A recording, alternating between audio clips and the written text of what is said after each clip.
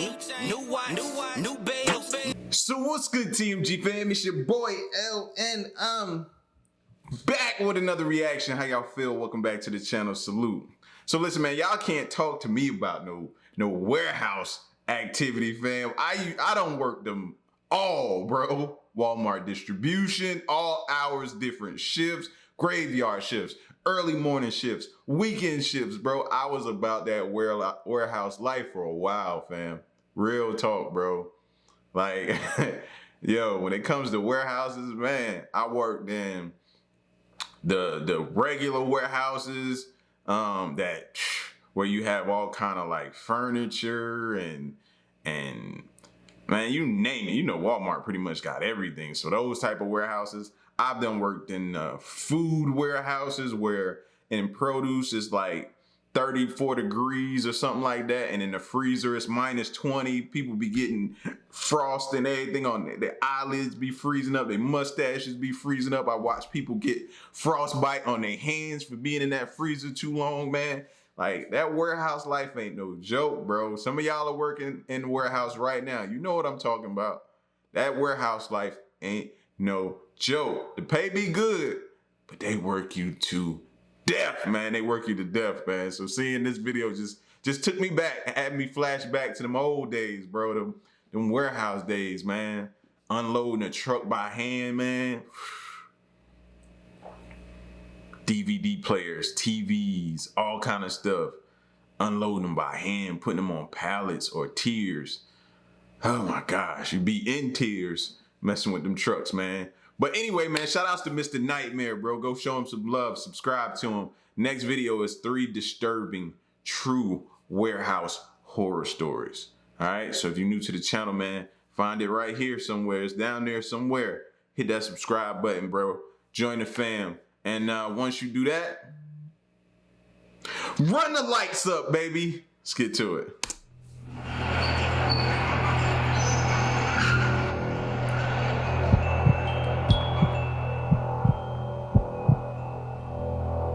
I was assigned as a security guard with the midnight shift at a very large Omaha warehouse when I was a young man. This building was mainly used for storage, and it was huge.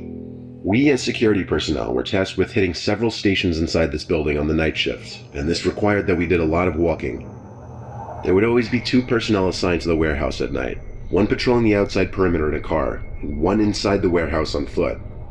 Being outside, sitting in the comfort of a car, was obviously the more desirable of the 2. I was working a Wednesday night. I was about half an hour into my shift. I would start the shifts walking around for about an hour, just surveilling the place before sitting down in one of the security offices.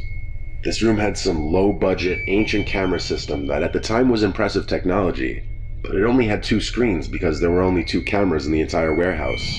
One in the northeast corner and one in the southwest corner. That's why we couldn't just sit on our butts in the security office our entire shifts and had to actually patrol the place. This was a shared warehouse for some tech companies, and a lot of expensive equipment was held here, hence why 2 security guards would have to be there every single night. The warehouse layout was similar to that of a regular grocery store. There were like 10 to 15 aisles, and one intersecting aisle that cuts between the other 10 to 15 in the middle. I was still making my initial rounds around the place, when I saw all the way down at the end of the aisle I was in, something at the end section. It was like this white thing that kind of resembled the shape of a head, and it was poking out from behind the end section. Mind you, it was so far away that all I could make from it was this white-looking object. I elevated my slow stroll to a moderately quick speed walk, and halfway through the aisle, the white thing disappeared behind the tower of boxes. This confirmed my fear that it was a person, and that I wasn't alone in there. I now ran to the end of the aisle, hoping to see the other night guard walking around or something. As I stood in the southwest corner of this giant warehouse, I looked up at the camera in the corner, and it was pointing in the direction of the thing I just saw. I looked in that direction, and there it was again, at maybe the 7th aisle, that white thing I saw earlier. Now it was a lot closer, and I could make it out to be someone's face, as I feared. But it wasn't the other security guard. It was this extremely pale, ghoulish-looking face. They once again slowly hid their face behind the tower of boxes. I walkie-talkied the other guard on duty, and he... Probably somebody homeless, bro. Think about it. Where can homeless people try to slide into to find somewhere to sleep that they can keep warm? You know what I mean? Like, yeah, I wouldn't be surprised if it's a homeless person. He radioed back that he was in the car by the back section of the parking lot. He said roger that, he'd be here in 5.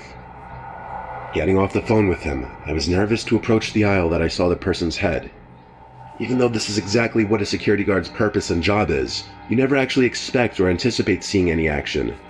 I took a deep breath and ran to that aisle and stopped at the end of it to look down it. The person wasn't in sight. I figured they must have ran for it. So I ran halfway down hoping to catch up to them, but I stopped when I smelled this horrible putrid odor. It smelled like a dead, rotting carcass. I followed the scent until it became overwhelming and I found the source of it. It was coming from this big wooden box that was different from the rest of the boxes. I pulled the lid off the box, and inside was a dead body laying in a pool of blood. The most shocking part of it was that it was missing a head. I walkie-talkied to the other security guard again, and yelled at him to call the police and report a dead body in the warehouse. I said this all while running as fast as I could to the back exit of the warehouse, struggling to get enough air. I threw up the second I made it out the door. I ran to the other security guard's car and sat in there with him gasping for air. He was still on the phone with the police, so I took the phone and told them whatever the other security guy didn't. Given the nature of the situation, they sent like 5 or 6 cop cars and basically had the entire place surrounded. The body was loaded into an ambulance, and for a good chunk of the night, police were in the warehouse doing forensic work. Perhaps the weirdest part of all of this was that when trying to go back to the video footage captured from the night before, the footage cut out for about 3 hours in the middle of the night. There was no explanation for this happening. I've thought about this night for almost my entire life, basically. I don't believe in ghosts or anything, but I don't really have an explanation for this. I've thought about some far-fetched possibilities, though, like that whoever the murderer was in the warehouse that night and was holding up the severed head of that body, hence why it looks so pale and ghoulish. In fact, it gave me chills just now thinking about it again. Bro, I never thought about that, fam. Like, some of those warehouses are so big, and there's areas there that aren't frequented enough that a body could be put up in there. And it'd be a while before you, like he did, the smell would have to get out before somebody found the actual body. That's how big a lot of those warehouses are. Just thinking back, man, I'm thinking now, up in those racks, stuff could be, man, I never even thought about it. And on some of those night shifts, it gets dark in areas of those warehouses, bro. Homeless people or anybody could run up on you in there.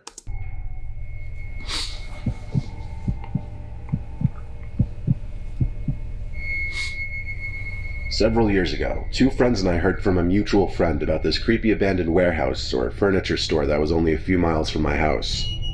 One night while on a drive, the 3 of us decided to check it out. We parked at a Walgreens a few hundred yards from the warehouse and started walking towards it. As we got closer, my friend, I'll call him Jim, kinda chickened out and stayed back while me and my other friend, I'll call Mark, Jim's not a chicken, he's just smart. That's all I'm saying. Early, and when you're young, you say, he's a coward, he's a chicken. When you get older, you realize, that's the smart one. That's who he is, he's the smart one. And I'll call him Jim, kinda chickened out and stayed back while me and my other friend, I'll call Mark, continued on. As we approached the right side of the building, it became very obvious that this place had been abandoned for a very long time. The front entrance was boarded up, and there were vines and ivy growing all over the building. Our mutual friend said that the only way in was through a busted-in wall in the back. We went around back, and sure enough, there was a broken-in narrow section of wall we could get in through. We stepped in, and it was completely dark. We couldn't see our hands in front of our faces, so we turned on the flashlights on our phones and looked around. There was trash and debris everywhere on the concrete floors. We were in what appeared to be the main room of the old store, and it was huge. An entire football field could probably fit in this room. We could even hear an echo when we talked. We started looking along the walls, which were covered in graffiti. The graffiti was littered with what must have been gang symbols as well as profanity, as you would expect. What was really unsettling, though, was that as we moved further along the back wall, the graffiti was getting more and more disturbing. One of them read, "Kill yourself tonight." Then the graffiti was getting satanic. There were tons of inverted crosses, pentagrams, 666s, and violent scenes depicted. While this stuff was creepy enough, it wasn't the worst of what we saw. Towards the end of the building, there were some steps leading to smaller rooms. As we shone our lights on the steps, we saw a large dry pool of what was probably blood all over the steps. This deterred us from exploring the smaller rooms beyond, so we headed to the left side of the room. As we were walking, our lights caught something hanging from the ceiling. We got closer and saw what it was. It was a noose, still hanging from one of the rafters. It became very obvious that the people that come to this place use it for very evil purposes. After that, we decided we'd spend enough time in there and headed for the hole in the wall we entered through. We got outside and saw that there was another, smaller building/warehouse behind the main one. Despite the freaky things we saw inside, we were still curious and decided to check this one out too. Really? After you just saw blood on steps and a noose hanging, y'all figure like, we've seen the worst of it. Let's keep going. No, Jim really was the smart one. That was his name, Jim, right? Jim was the smart one. One thing that was very odd was that there was a small room in the front of the warehouse that had no doors, only one window. Inside was a large inverted cross hanging from the decrepit ceiling. We came to the left side of the warehouse where the large garage-style entrance was. This building was similar to the first one. It was one large empty room with tons of trash everywhere. There was more disturbing graffiti. However, there were these holes at the base of the walls that were really odd looking. We shined our lights down them but couldn't see the bottom. What were these for? We had seen enough at this point and headed back outside. It was then that my friend Mark got a call from Jim. As he was talking to Jim, his face suddenly changed to a downright horrified expression. I said, "What's wrong?" What he said next sent a chill down my spine. "Someone else is here," he said. Before we could even turn to run, a white truck peeled around the corner at an alarming speed, heading right towards us. We started booking it towards my car, and as we got around the other back corner of the building, we saw another black truck parked alongside. But we kept running as fast as we could, and thankfully the three of us made it back to my car. We got in and peeled out of there. I don't know what those guys in the trucks were there for, or why they chased after us, but based on what we saw in those buildings, it wasn't anything good. Thankfully, we never found out, and we never returned to that place. Bro, they was bringing people to kill them there, or they were bringing bodies to dump them there. One of the two. I mean, what else could it possibly be, bro? Remember, in the other building, noose hanging, blood on the stairs. What you think is going on here, bro? They ain't coming back there to do their taxes. You know what I mean? They're not coming back there to just, just get away from their wives and kick back. No, something's going crazy. Something's foul.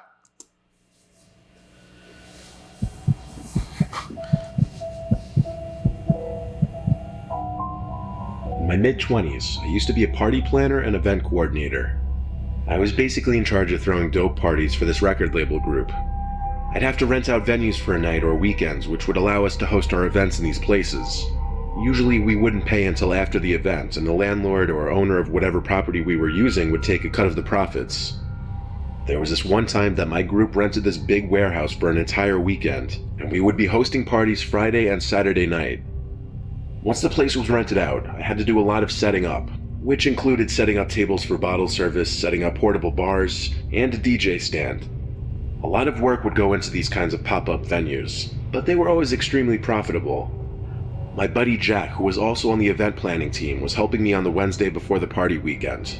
He drove a truck full of equipment to the empty parking lot that the warehouse sat in. I was having trouble figuring out how to get the power to a certain part of the warehouse activated. I looked for any kind of electrical panel or circuit breaker box, but I was having trouble finding one. I gave the building owner I dealt with a call, and he picked up almost right away. His name's Carter. He told me exactly where to go for the electrical panel that would turn on the specific lights I was looking for. He directed me to a door that had an exit sign on top of it, but it wasn't on.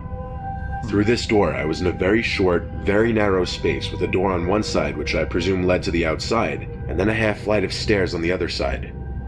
I was supposed to go down this half flight of stairs, which led to another tight space with a couple doors. This room was hard to explain without just seeing it for yourself. I'm 6'4", so I had to bend down a little bit just so my head wouldn't hit the ceiling. That's how cramped it was down there. This level had very dim nightlight kind of lights hung on the ceiling. Dim but enough light to navigate just fine. I found the electrical panel, and Carter told me exactly which switches to flip.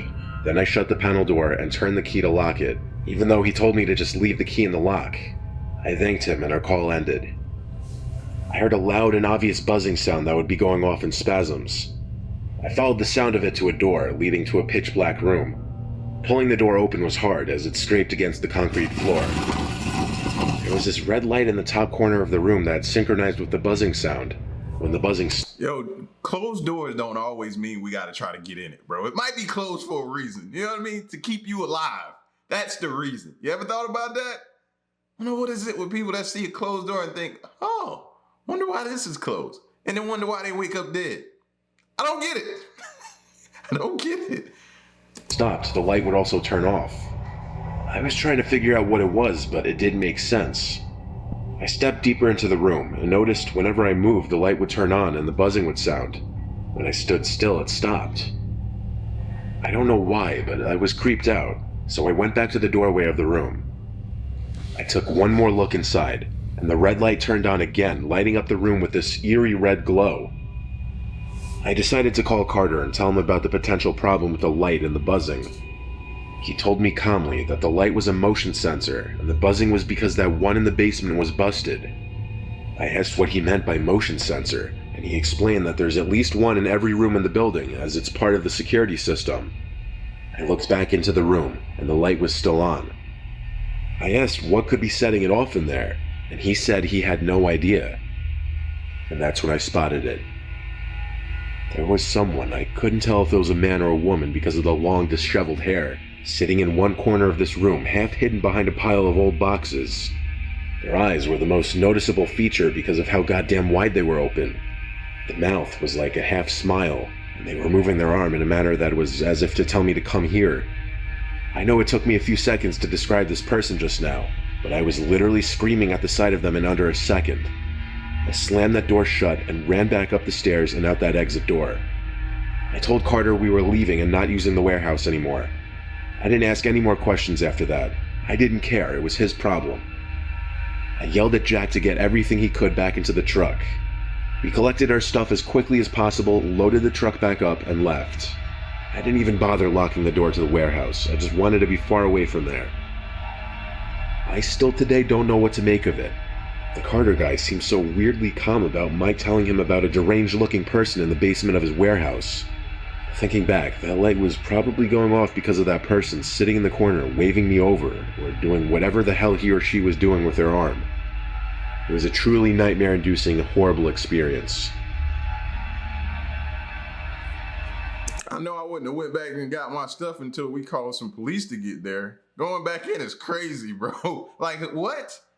They teach you that as a kid. Don't go back in the house fire. Don't go get your toys, kids. They teach that to kids. Why do we get older and just like forget everything we was taught? You know what I'm saying? Survival skills 101. Don't go back inside.